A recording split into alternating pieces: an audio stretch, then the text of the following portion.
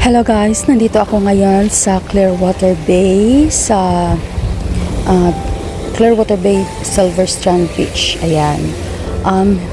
Pumunta ako dito kasi gusto kong mag-swimming pero hindi ako makapag-swimming kasi napakalakas ng alon at baka madisgrasya tayo, kaya kumukuha nilang ako ng videos.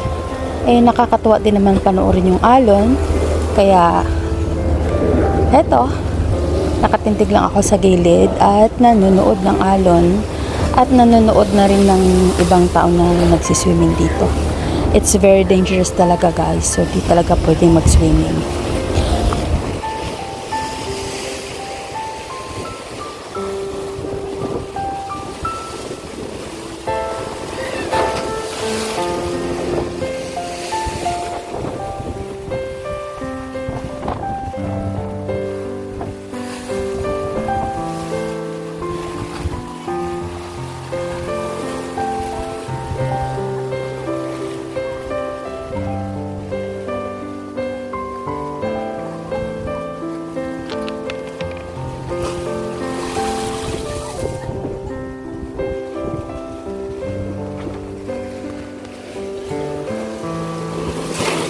Jesus Christ.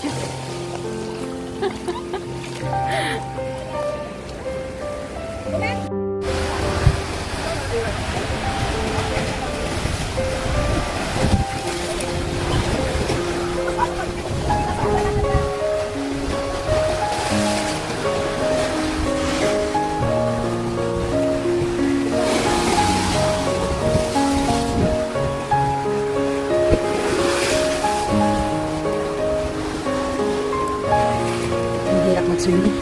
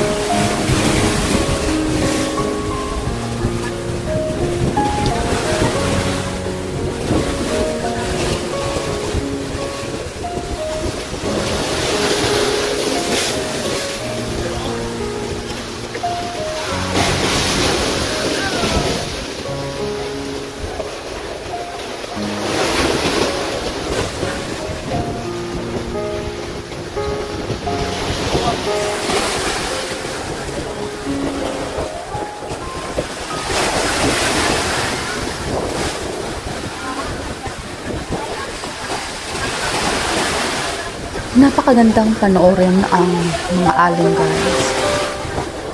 Nakaka-inspire, nakakalungkot, nakakabighani, kumbaga. Pero parang buhay. Nakikita natin sa ibang tao na napakaganda na kanilang buhay. May iba napakahirap, may iba lugmok na lugmok. Pero napagtanong mo sa iyong sarili na how they survive, how they did it, how they manage. Hindi natin alam kung paano nila minamanage ang kanilang buhay. Tayo na nakatingin sa kanila. Minsan meron tayong problema ng akala natin tayo lang yung may ganung problema. Pero once na makinig tayo sa problema ng iba, masabi mo sa iyong sarili, ha? Yung problema ko, ito lang pala. Pero mas may malaking problema pala na for me, I cannot handle it. But they can. Kinaya nila. Siguro kung ako, hindi ko kaya yun. I believe sometimes nasabi nyo rin yan sa iyong sarili. Na ang akala nyo kayo yung pinaka-aping-api sa buong mundo. Pero once na ma-realize nyo na meron pa palang ibang tao na mas pa ang kanilang suliranin sa buhay. Makatanong na lang tayo sa ating sarili. How they did it? How they managed themselves to face those kind of trials, to face this kind of trouble, to face those kind of problems. How they still smiling, confident, and happy. Diba? Parang mga alon. Gaya nito. Napakahirap nilang tingnan. Siguro pag lalangoy ako dyan, madidisgrasya ako. Pero, naisip mo ba guys, na pag ikaw na yung nasa sitwasyon, you can't imagine na na-manage mo na pala ang mga bagay-bagay ng akala mo hindi mo kaya. Kaya huwag tayong matakot. Harapin ang realidad. Harapin ang problema o kahit anong sakuna na darating sa ating buhay. Harapin natin yan. Dahil tandaan natin na walang forever. Huwag natin tambalan ang mga problema.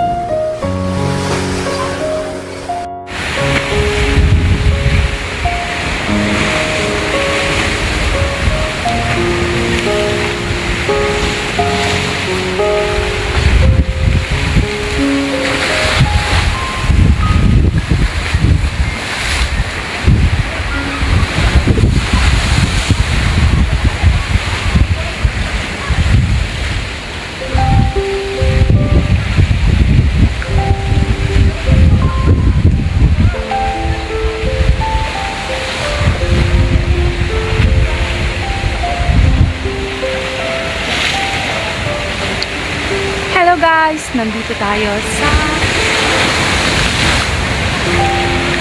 Hintayin natin.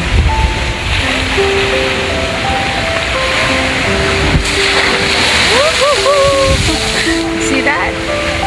Wah! Hintayin pa natin.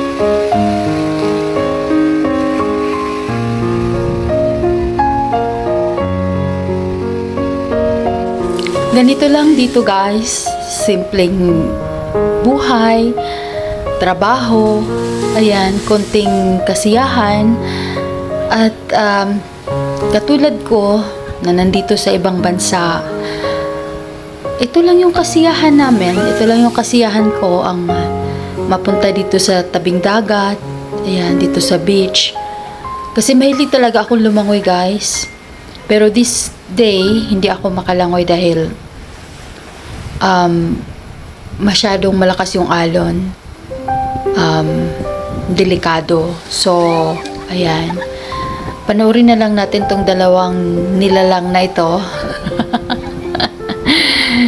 Ayan. Ganito lang kasimple ang buhay. Nasa atin yung choice kung gusto nating maging masaya o malungkot. 'Di ba? Nasa atin kung nasa choice lang natin kung tangkilikin natin ang kalungkutan habang nasa malayo tayo o enjoy natin ang panahon kahit nasa malayo tayo. Ganun lang yung buhay. Katulad ng dalawang ito. Mga mamis ito, OFW dito sa Hong Kong. Hindi ko sila kilala, pero na-captured ko yung saya moment nila. Ayan sila. Magkaibigan yan sila. At Pilipina. Ayan. Masaya sila at hinintay nila yung malakas na alon at tinatawag nila yung kaibigan nila na kunan sila ng picture o video habang papalapit yung alon. Tas ayan sila. Hindi siguro nila napansin na kinukunan ko sila ng videos. Naghintay kasi ako ng alon. Nandyan sila sa spot na pinaghintayan ko ng alon na makaptured ko. O di kasama na sila. Nakakatuwa. Nakaka-enjoy dito sa ibang bansa kahit malayo. Choice mo kasi din. Kung gusto mong miserable ang buhay mo, pwede. Kung gusto mong maging masaya ang buhay mo, pwede. Kung gusto mong maging komportable ang buhay mo, pwede. Nasa iyo ang desisyon at choice. We have our own choice. Kaya, pipiliin natin ang maging masaya. Ayan, hanggang dito na lang tayo, guys. Maraming salamat sa iyong panunood. At dahil naka-red alert, ayan, tayo ay uuwi na. Hindi na tayo pwedeng mag-swimming dahil delikado. So, bye-bye!